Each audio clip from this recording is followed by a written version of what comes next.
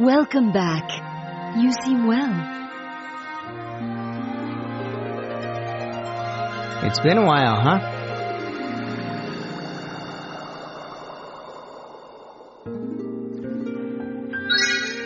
Oh, yeah, that guy. Who's he again? It's Galahad. I don't blame you for forgetting. Suppose you'd like to know what happened?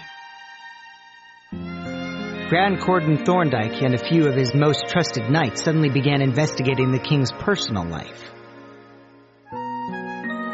I was one of them.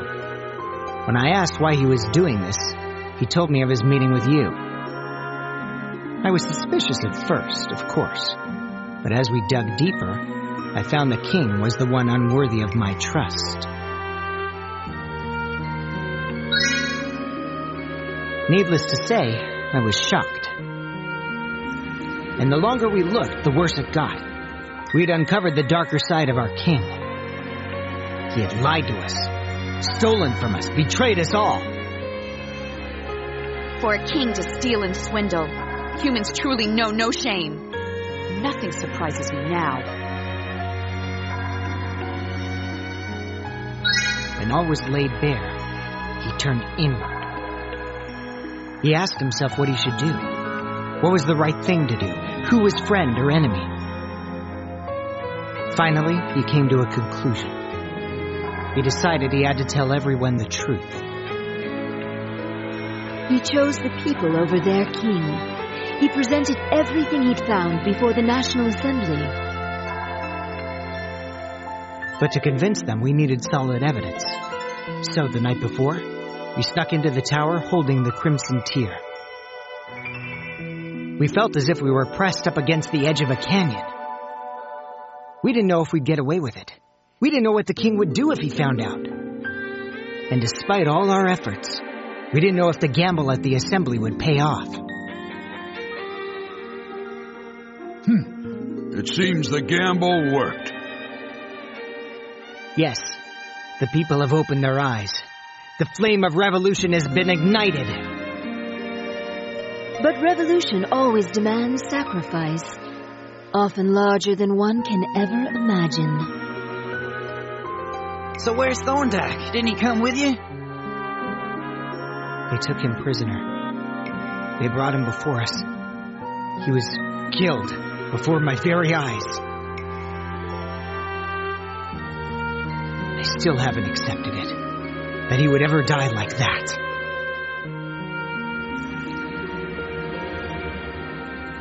No, he didn't resist at all.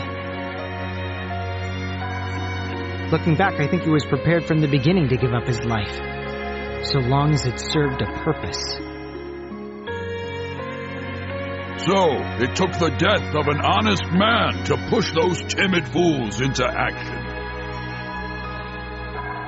A man of honor gave his life so that they might know the truth. He moved their hearts. How sad. We stood against his knights, but he was a good man with a strong spirit. I'm truly sorry he's gone. I wish all humans were half as good as him. I'm proud Penn can call a man like that his father.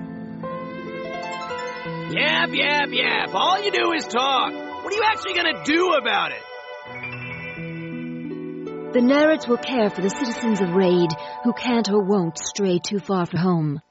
The rest of us will take whatever we can and search the land for a new home. Eventually we'll find what we're looking for and begin again. A nation without a king. A nation that exists only to serve its people. I think that's friggin' impossible. I think your mouth's writing checks your dumb ass can't cash. Perhaps. But we must try. I didn't understand Thorndyke before. Actually, I was jealous of him. It's embarrassing now to admit that. But I have to be honest with myself, or I won't be able to face him when we meet in the afterlife.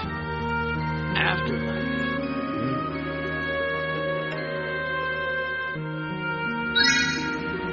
So cheer up, buddy. I don't really understand all that complicated stuff you said, but I'm sure everything will work out just fine. Once we kill all those big world thingies, you can live wherever you want without worrying. And don't worry about those who choose to remain. They'll be safe with us. Thank you all. And now we must get going. Some have already left, and I must catch up. You've really changed. Well, how about to change too? How about to change the world and help everyone live in peace?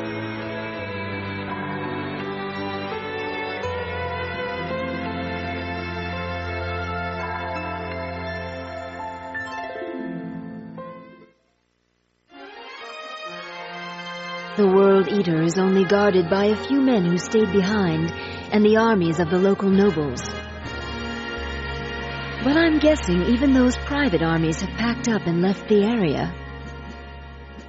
So we can assume that all they have left are the few remaining sentries. So now's the time for us to take action.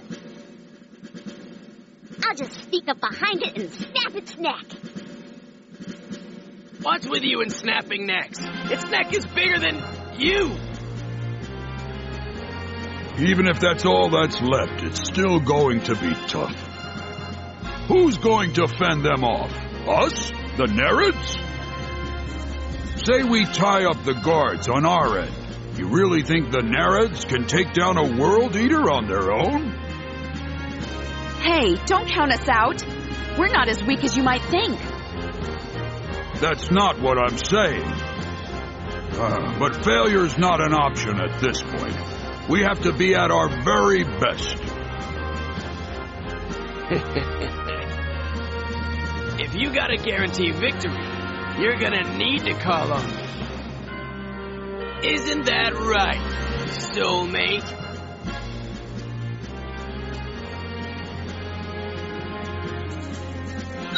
Yeah, I knew you'd say that.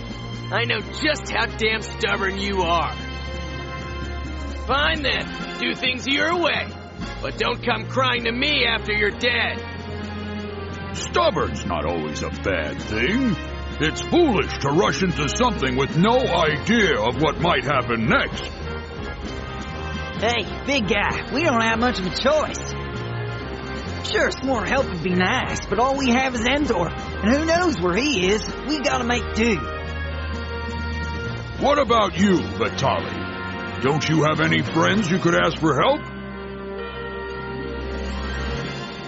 I'm somewhat of an introvert. Even if I ask the few friends I have, I doubt they just come running. We can't hesitate. We have the momentum. This may be the only chance we get. It has been the one goal of the Nereids for the last 200 years to slay this terrible giant. We have not come this far only to lose it all now. Never again. Oh, hey! How's Pen doing? He's a strong boy. He has dealt with his father's death like a man. Now he's helping out the refugees who are staying with us. You landfolk are quite different from us Nereids. He's helping them transition into their new life at sea.